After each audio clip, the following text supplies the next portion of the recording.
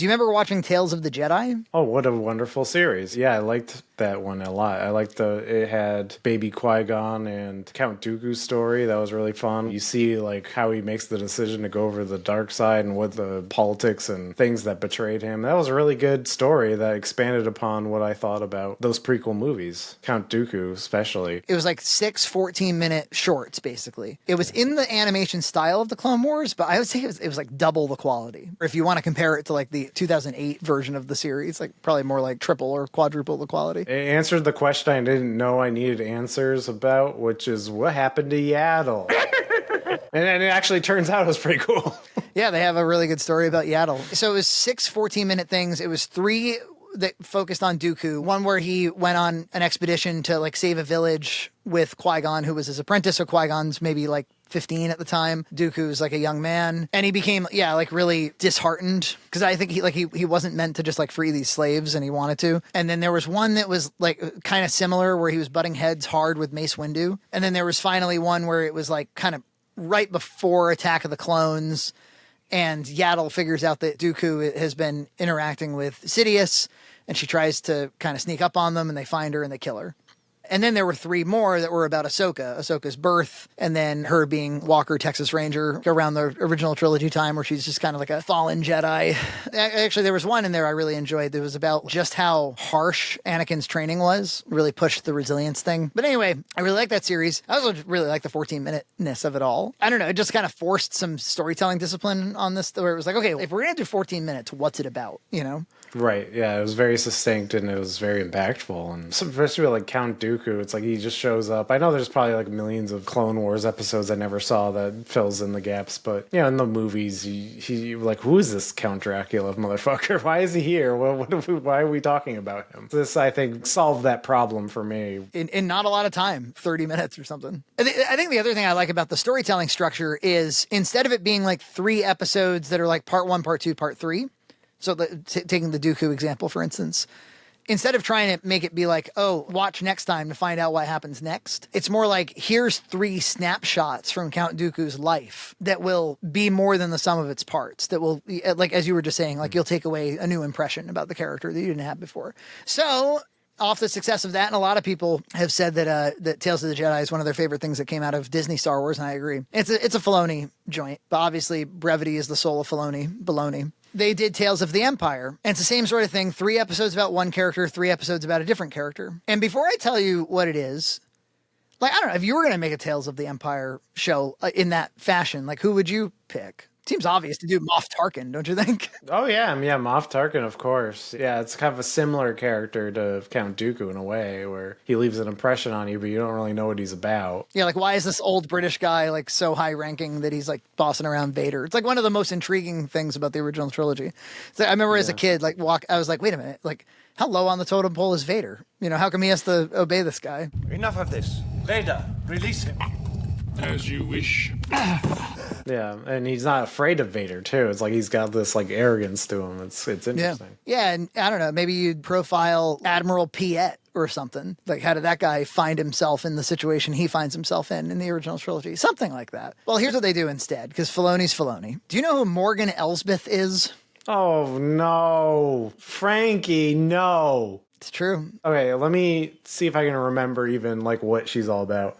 She is like a witch, right? And she has like a stick in The Mandalorian, and she fights with that stick. And then I think who defeats her? Is it Ahsoka? Ahsoka defeats her, and then she gives the stick to the Mandalorian. And then in Ahsoka, she does the whole dumb plot to bring everyone to a new universe, and they bring Thrawn back. And then she dies, right? She dies? Yeah, who knows? Yeah, something about the Sisters of Dathomir. She wanted to become one of like the mothers or something. That Dathomir shit with Darth Maul and then the moms and the sisters and all this. Like, at what point did this become Star Wars? Like, fine, it's some alien thing and it shows up in Star Wars sometimes, whatever.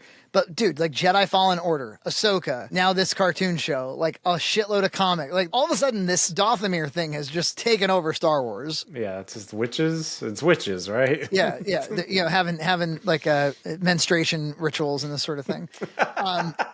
But anyway, it's the story of like, all right, in part 1, she was in like a village that got overrun by General Grievous and his forces. She ends up like becoming a villain, and she takes over that village that you see her in The Mandalorian. And you see her meet Thrawn for the first time. And she's she's revealed to be like a genius engineer who like invented the Star Destroyer. Shut the fuck up. And then the other one was a character we've never heard of before.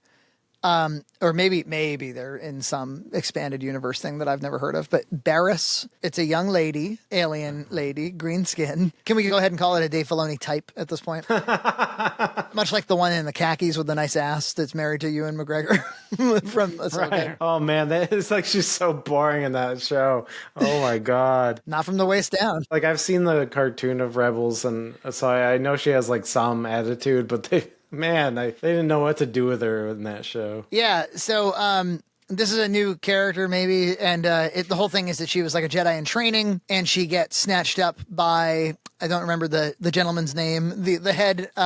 Inquisitor? Inquisitors, thank you. The one with the scaly, skinny head. You know, the James Rolfe looking one. Yes, the bald, tall forehead. No, horse prince. I don't think so.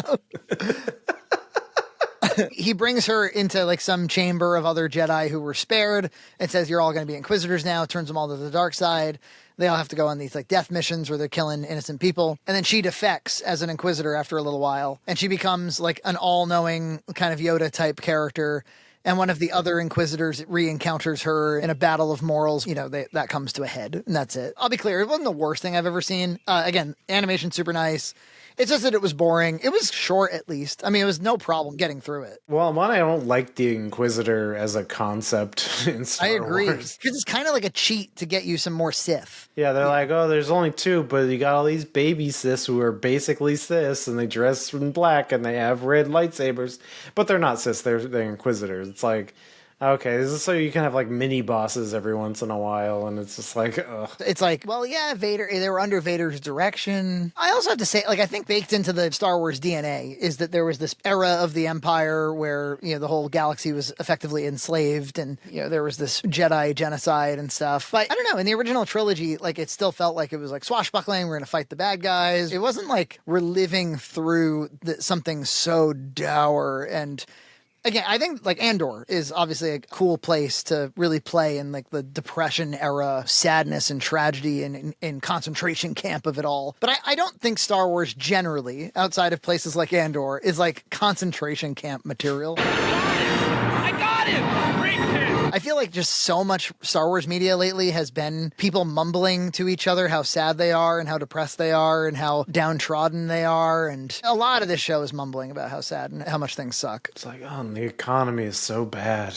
Imagine if like Indiana Jones was like this, like dun dun dun dun. And they actually have Nazis in that one. He's still swashbuckling. Well, let's fight them. Yeah, fight them. Have a good time. Subscribe to Red Cow Entertainment on Patreon for full episodes every other week.